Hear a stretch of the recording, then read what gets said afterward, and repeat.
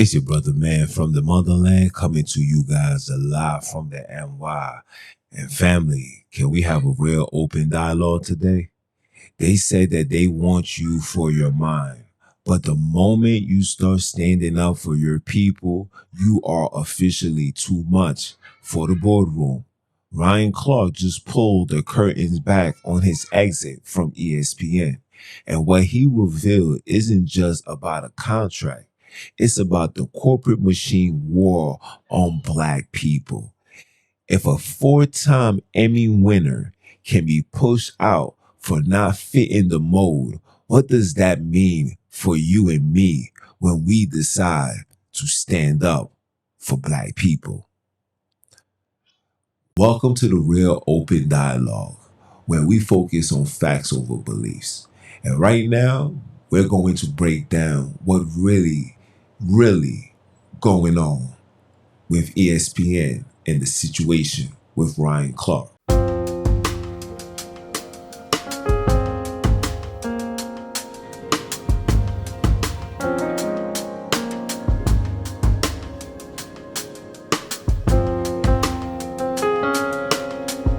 Ryan recently went on the Pivot podcast, and it's plain he was fired.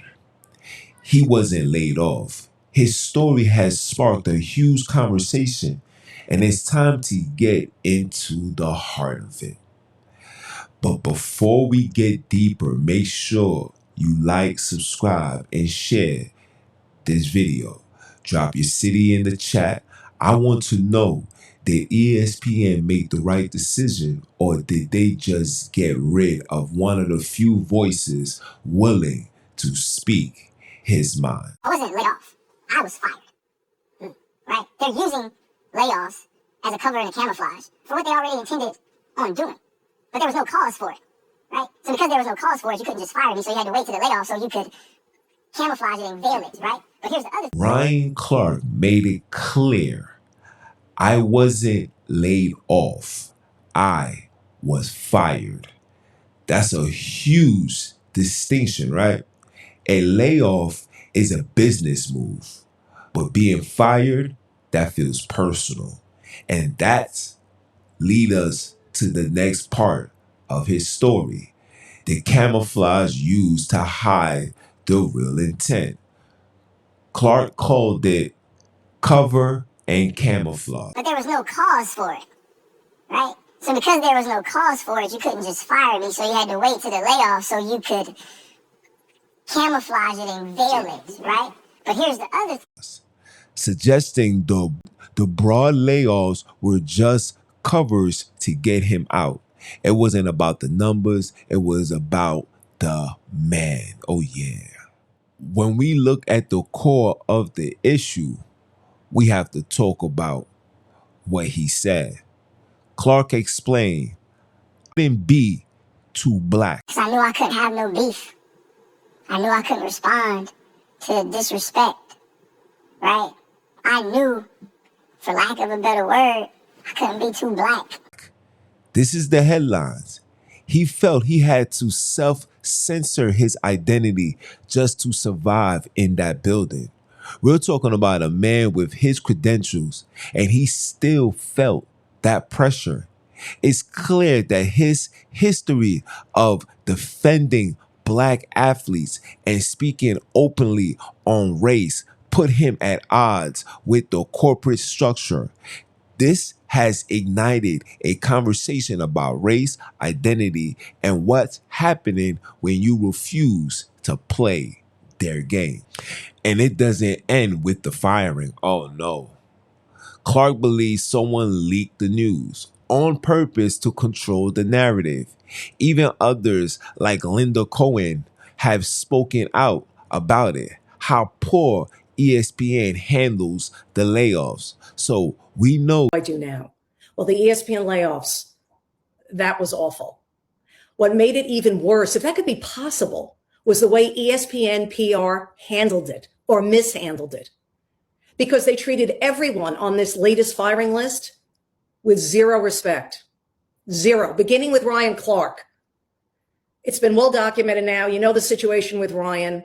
That whole PR debacle, PR nightmare could have been avoided if Ryan Clark was alerted. How about the night before?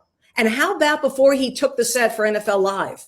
If you knew there were media outlets going to break the news and you were concerned about Ryan finding out by looking at his phone during the show, then why didn't you just tell him before the show, before he took the set? This isn't a isolated incident. It suggested that a much broader issue with how this organization handled its talent and its transitions. Now, I want to hear from you guys. Drop it in the comments. Do you believe Ryan Clark? Yes. Do you believe Ryan Clark? Was this just a business decision, or was there something much deeper going on? Let's focus on the facts and what Clark put on the table. Okay? Ryan Clark had a massive impact on how we consume football. He has every right to tell his story. And at the end of the day, this is bigger than football. It's about the identity, a corporate culture, and the cost of maintaining your blackness in a system that doesn't always value it. And the thing happened with Peter. I didn't know what was next. I didn't know what people thought of me. And I'm not going to say his name. But there's someone very high up at ESPN who doesn't say a lot. So much so, you really be feeling like he don't mess with you. I was in the trailer the first Monday night. Calls me out of the trailer. And I was like, oh, he's finna be somebody else telling me how stupid I am.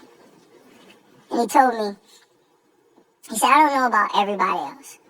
I don't know about every other show. I don't know if they're gonna take you off. I don't know if they're gonna put you on. I don't know about that. But you'll be on Monday Night Countdown. You'll work at halftime. You're gonna finish every night with Scott. Cause you're the best we have. And I remember walking back into the trailer, like skipping. You know what I'm saying? Cause I was so down. And I was hiding it.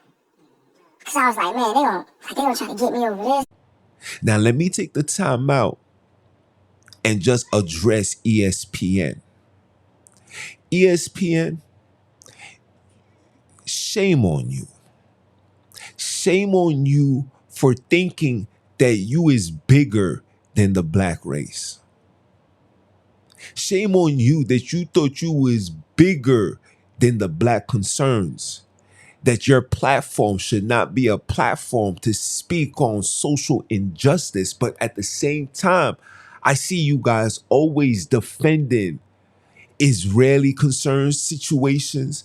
You're always defending European athletes. You've always defended the people that look like you, but always gave the side eye or turned the other cheek when it came to people that look like me. Now, Ryan Clark, I love you as a brother.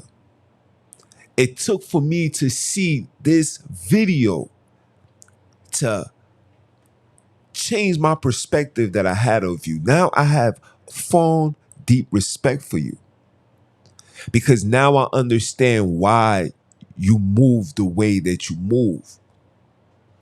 And I forgot that even with all the accolades, with all the Super Bowl, with all the money, with all the Pro Bowls, with all the years that you've given to this corporation, I forgot that you still the nigga from Louisiana, and that all these things that you have achieved don't mean nothing to them. I forgot, and I'm sorry for that. I'm sorry for that. But I'm not gonna act like I'm not disappointed as well. I'm not going to act like you crying, and not crying in the space of crying in the space of shedding tears or what's happening, but crying because you felt like this was your home. You cried because you did everything that you could to be accepted. When I go home, and this kid, from the West Bank, is like so accepted in New Orleans now. Like, I wouldn't change that. Never. Like,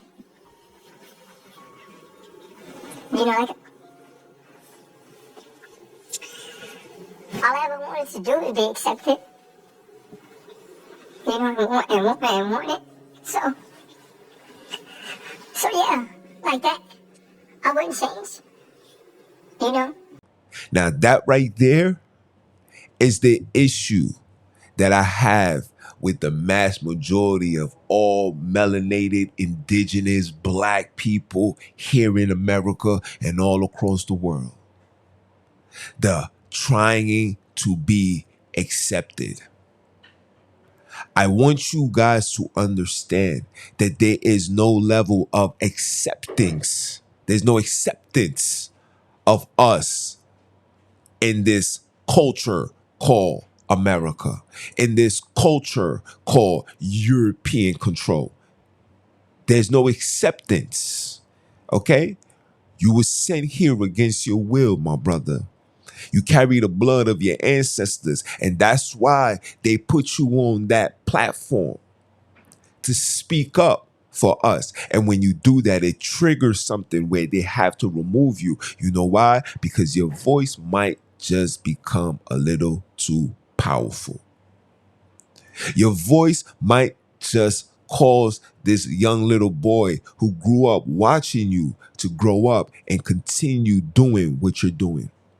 Continue standing on black power. Continue talking about black injustice. Continue standing 10 toes down when it's pertaining to black issues. Message! They couldn't afford that. So they replaced that and removed you. And I feel your pain. Believe me, I feel your pain. But I want you to know that you is bigger and better than ESPN. Your show is called The Pivot. Let's make the right pivot. Let's pivot into starting our own sports channel. Let's pivot and starting our own website, our own YouTube, our own Facebook, our own Instagram, our own. Let's make that pivot. You guys have the money to start it up. And you also have the leverage to allow everyone else to catch up. You do. There's plenty of outlets, plenty of opportunities, plenty of things that we can all create and invest into. We do not need these people for us to flourish. We do not need these people to allow us to get the word out. We don't need these people. We have to stop trying to fit in, because when you're trying to fit in, or should I say trying to be accepted, you put these people at a high pedestal. I would never put people that can't stand the sun. Sunburn competition has to be one of the craziest competitions I've ever seen. Yeah, you guys heard that right. These people right here are competing in a competition to see who can get the most burnt by the sun. I actually just came across these photos for the first time, but after doing some research, it seems like these things have been going viral for quite a while now. There's a pretty good chance you guys have already seen these pictures, or maybe already seen another creator talking about them. I mean, just look at these photos. It's absolutely insane how burnt these people are, but this guy actually seems happy about it. Doing some research, I've seen a bunch of posts. That's up the highest as it can be over me. Will never. If you think for 1 second that money that's made by man gives you the okay or the authority to feel bigger than me or talk to me crazy, you're highly mistaken. And that was my only disappointment that I had watching this video, was seeing how you was breaking down because you felt like you wanted to be accepted. You felt like you did everything. And when you was asked if you could change anything, you said you would change to what? It doesn't even matter. Because the response should have solely been, I would have never changed. Me not changing is the reason why you're here. You're not changing is the reason why you had 12 years. You're not changing is the reason why the community that you was crying about stand with you and is going to ride with you. But it's time for you to make that proper pivot. You're going to make the pivot from ESPN, F that station, F every single executive that ever exists. I don't care. I don't care. I'm going to always stand with my people. The same way I expect them to stand with their people, I'm going to always stand with my people. And if you think for 1 second that because you have the resources, the money to back who you think you are, you subconsciously think that you are somebody superior. And it's individuals like Ryan Clark, and no disrespect, that makes you feel that way. But let me be the one to burst your bubble. This is why you can't put people like me in those positions, because I will give you a reminder. I can care less of what you hold on financially. I can care less on how big your security is. Let me tell you what Biggie told me. Just like us, picture me being scared of a nigga that breathe the same air as me. Niggas bleed just like us, picture me being shook. We can both pull bonus, we can motherfucking beef. Niggas bleed just like us, picture a nigga hiding my life in that man's hands while he just decided. Niggas bleed just like us, I'd rather go toe to toe with all of y'all, running me in my protocol. Niggas bleed just like us. Picture me being scared of a man that breathed the same air as me. I want you to meditate on that. That goes for every corporate, every Meta, Facebook, all you guys that's sitting at these corporate levels thinking that what you do is going to affect us to a degree where we can't function, we can't be mobile, we can't communicate, we can't unite, we can't stand 10 toes down. You highly mistaken. You have to feed us negativity in order for you to sleep comfortably at night. You can't leave it as an even playing ground. You can't give us the same opportunity that you give your fellow folks. You know you can't. You know you can't. You can't afford not to give us gangster rap music. You know you can't. You know you can't. Because you know that the people that's sitting in jail, that the children that's causing hell in these streets, carry the spirit of carry the soul of the ancestors. Message. And not just the soul of the ancestors, but the soul of the warriors. You know, the warriors had children as well. Jean-Jacques had children, grandchildren. You just don't know where they are. But those children still walk this earth. And you try so hard to find them, to find us, to regulate us, to dismantle us. And it's only going to be for a short period of time. Because as the world burns, like literally, you will learn. 150 million people trapped under a heat dome, and it's only getting worse. Europe is burning. Since late May, a deadly heat wave has been suffocating an entire continent, and right now, it's at its worst. France, Spain, UK, Germany, Italy, all of them breaking temperature records that stood for decades, some for over 50 years. Spain and Portugal hit 44 degrees Celsius. That's 111 degrees Fahrenheit. In France, 49 out of 96 regions are on red alert. Schools are closed, public events canceled. You will bow.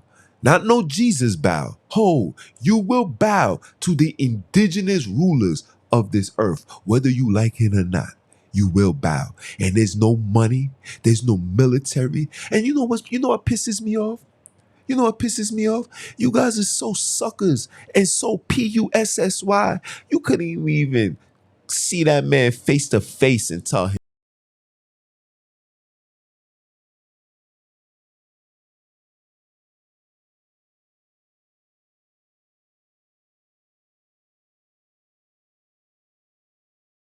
is so soft and weird. For the executive that don't like him, if you ain't like him so much, why you ain't just knuckle up with him?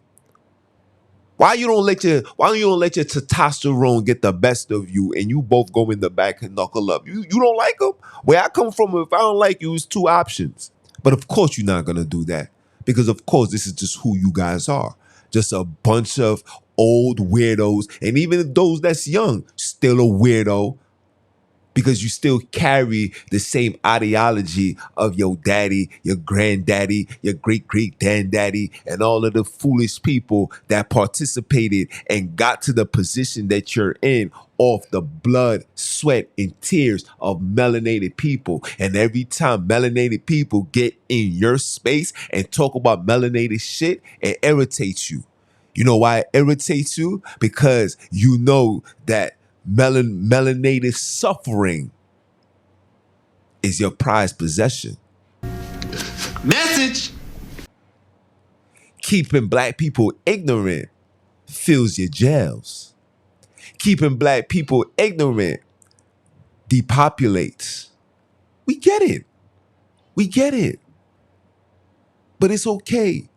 But for me, I stand with Ryan, bro. Ryan, make that pivot. If when this live and this video goes to you, please, let's talk. Let's see how can we make a pivot together. And the pivot needs to be how many melanated celebrities, athletes, whoever, regular Joe Blows can put money together so we can establish our own YouTube. We got fan base. The brothers started it with 250,000. Shout out to Isaac Hayes III. He started his own Instagram. Let's take our talents to these black created apps, social medias, outlets. We do not need these Europeans to feel important, bro. You are bigger than ESPN. ESPN is just a brand that's just been there for hundreds of years. But you have the power right now, the voice, the community to create your own.